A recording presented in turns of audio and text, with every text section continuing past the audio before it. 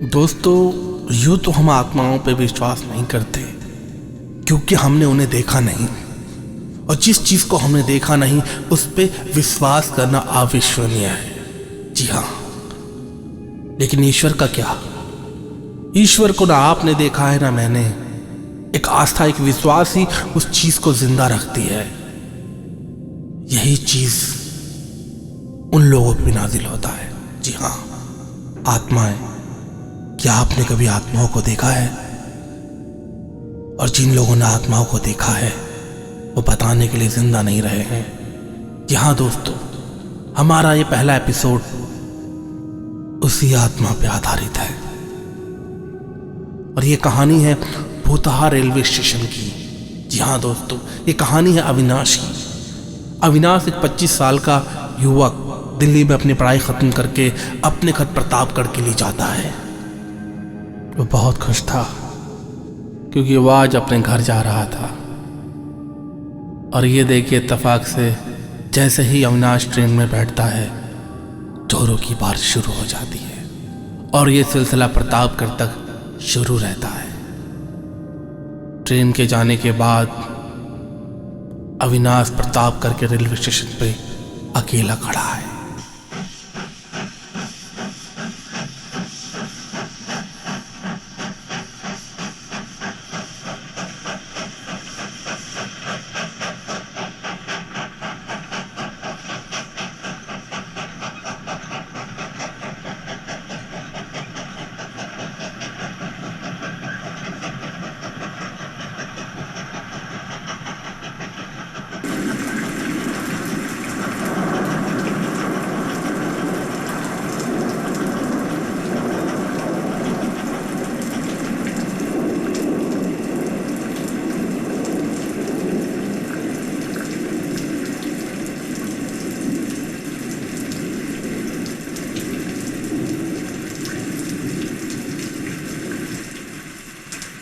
अजीब बात है, पूरा स्टेशन खाली,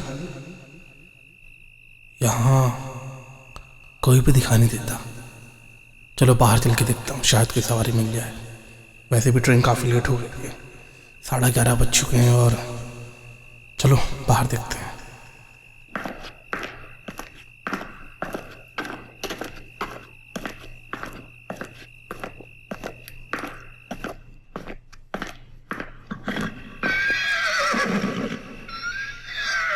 अरे, घोड़े की आवाज़, लगता है बाहर कोई टांगा वाला है। चलो शुक्र है भगवान का, कोई तो मिला।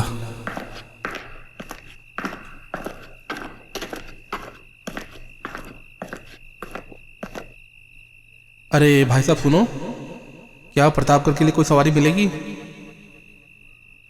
बड़ी अजीब बात है। भाई साहब, मैं आप ही से बात कर रहा हूँ। क्या प्रतापगढ़ के लिए कोई सवारी मिलेगी? जी नहीं बाबू, रात के वक्त प्रतापगढ़ के लिए कोई सवारी नहीं मिलेगी। माफ़ कीजिए, मैं दरअसल यहाँ 3 साल के बाद आया हूँ। अगर तकलीफ ना हो तो आप ही मेरे को प्रतापगढ़ छोड़ दीजिए, मैं अच्छे दाम दे दूँगा आपको।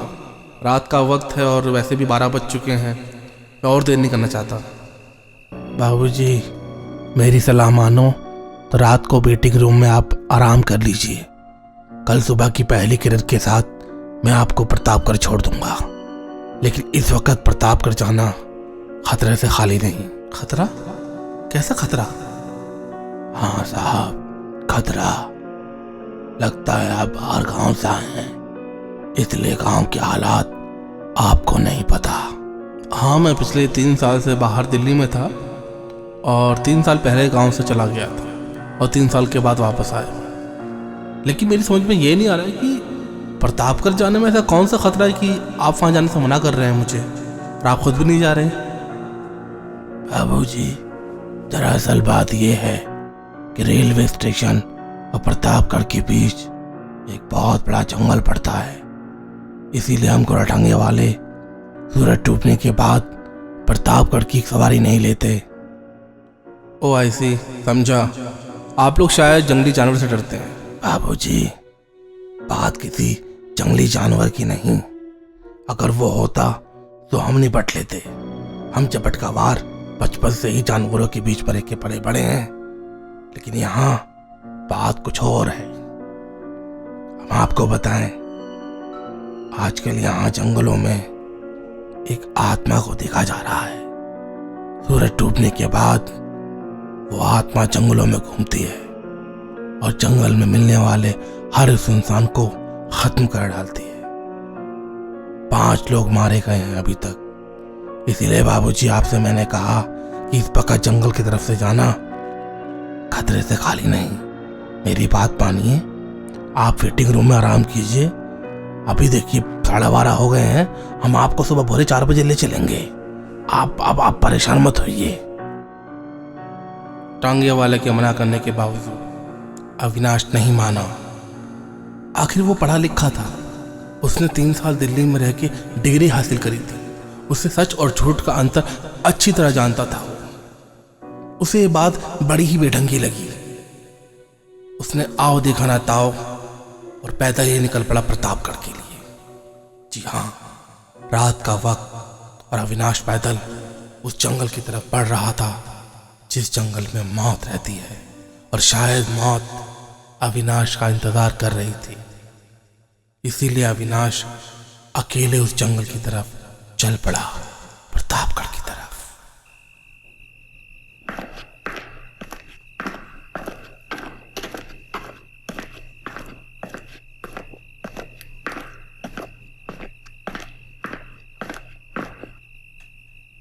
कुछ देर चलने के बाद अविनाश के कदम रुक गए। वो ये सोचने लगा कि उस गाड़ीवान की बोली हुई बात कहीं सच हुई तो? अगर उसका सामना किसी प्रेत आत्मा से हो गया तो शायद उसके जीवन का अंत आज रात ही हो जाएगा। इसी कश्मकश में वो खड़ा रहा और ये सोचता रहा कि जंगल की तरफ जाए या वापस स्टेशन की तरफ, जहां वो गाड़ीवान उसका इंतजार कर रहा था। अगर वो वापस जाता है तो अविनाश को कल सुबह के लिए 4 घंटे इंतजार करना होगा स्टेशन पे। फैसला अविनाश का था तो अंजाम भी अविनाश को ही भुगतना पड़ता। ये सोचने के बाद कहीं वो गलत कदम ना उठा ले, अविनाश वापस स्टेशन की तरफ वापस आया और घोड़सवार के पास जाके बोला, मुझे लगता है कि मुझे सुबह तक के इंतजार कर लेना चाहिए। इस वक्त रात के वक्त वो भी अकेला जाना खतरे से खाली नहीं। हाँ साहब, मैं भी आपको यही बोल रहा था कि रात के वक्त वहां जाना खतरे से खाली नहीं है। आइए, मैं आपके लिए थोड़ी आग जला देता हूं। ठंड ज्यादा है ना, कहीं ऐसा ना हो आपको ठंड लग जाए। आप यहीं रुकिए, मैं अभी आग जला के आता हूं।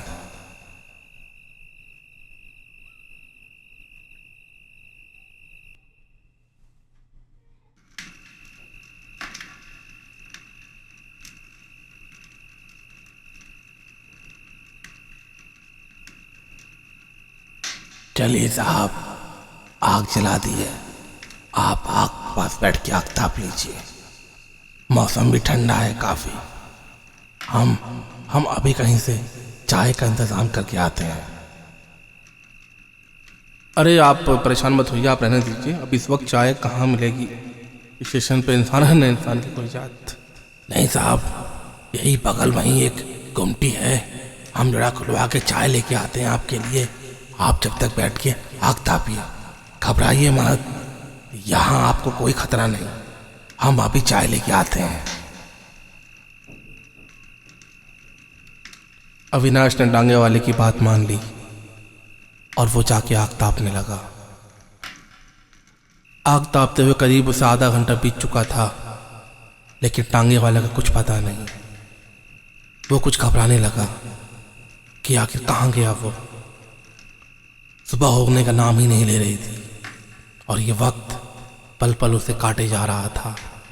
आखिर कितनी जल्दी सुबह और वो अपने घर पहुंचे। इसी कश्मकश में वो सोच रहा था। उसने अपनी दाएं जेब से सिगरेट निकाली और सिगरेट पीने लगा। सिगरेट पीते पीते किसी की आने की आहट उसे सुनाई थी। उसे लगा शायद टांगे वाला आ गया होगा चाय लेके, लेकिन नहीं, ये किसी और की आवाज थी।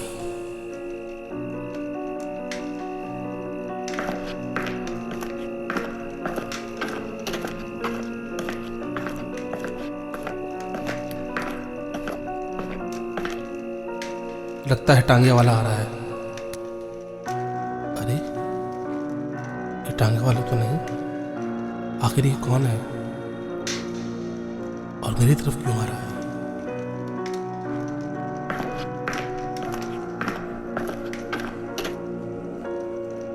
साहब, हम चाय ले आए, आप ले लीजिए।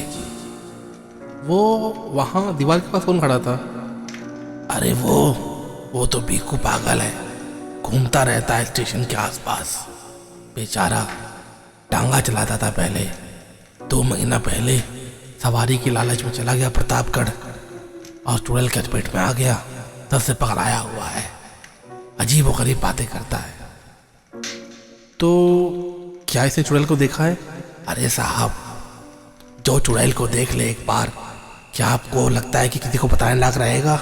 नहीं, या तो उसे मार डालती है या फिर वो पगला जाता है।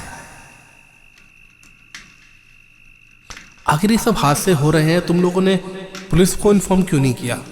अरे थाना पुलिस क्या करेगी साहब, ये भूत प्रेतन का चक्कर है। अरे भूत प्रेत का चक्कर समझते हैं ना आप, ये इंसान की बस की बात नहीं, इसे तो अघोरी तांत्रिक ही समझ सकते हैं। कैसी बात कर रहे हैं आप? आज के जमाने में अघोरी तांत्रिक? आपको फोन करना चाहिए, पुलिस को बुलाना चाहिए। अरे साहब, पंचायत हुई, खूब बात हुई। पंचायत में फैसला लिया गया कि गांव का कोई भी आदमी सूरज डूबे के बाद गांव से बाहर नहीं जाएगा। हम काम धंधे वाले लोग, हम अपना टांगा चलाएंगे या फिर ये सब थानाबाजी के चक्कर में लगे रहेंगे। माफ कीजिए, आप तो शायद बुरा मान गए। नहीं साहब, बुरा मानने वाली कोई बात नहीं है, बड़ा दी चुकता है हमारा। सुबह हम घोड़ा टांगा लेके चलते हैं, शाम तक 1 या 2 सवारी मिल जाती है तो रोटी का आसरा हो जाता है, वरना इन थाना के चक्कर में रहे तो टांगा भी बंद करवा दें। अच्छा, चाय बड़ी अच्छी है, कहाँ से लाए? अरे साहब, चाय बड़ा अच्छा बनाता है। हम तो कहते हैं कि आसपास के पूरा एरिया में इससे बढ़िया चाय कौन बनाता। अभी 1 घंटा बाकी है सुबह होने में, हम लोग सुबह होते ही निकल जाएंगे। डॉक्टर साहब, आप परेशान मत होइए, जैसे ही सूरज की पहली किरण दिखाई देगी हम टांगा लेके चल पड़ेंगे और 1 घंटा में आपको प्रतापगढ़ पहुंचा देंगे। बाकी आप प्रतापगढ़ में किसके यहाँ जा रहे हैं? एक्चुअली मैं प्रतापगढ़ में विजय प्रसाद जी का बड़ा लड़का हूँ। अरे आप विजय प्रसाद जी के लड़के हैं? पहले क्यों नहीं बताया? अरे उनका हमारा तो अच्छा खासा संबंध है, बड़े प्रतिष्ठित व्यक्ति हैं गांव के। जी, इसीलिए नहीं कि मैं पहली बार आ रहा हूँ कि शायद मुझे कोई पहचाने या नहीं पहचाने। अरे साहब, शहरन में ये बात होती है, गांव तो गांव होता है ना, गांव का हर बड़ा बुजुर्ग अपना होता है और प्यार बांटने से बढ़ता है। साहब, लगता है सुबह होने वाली है, बतियाते बतियाते वक्त का पता ही नहीं चला। चलिए चलते हैं।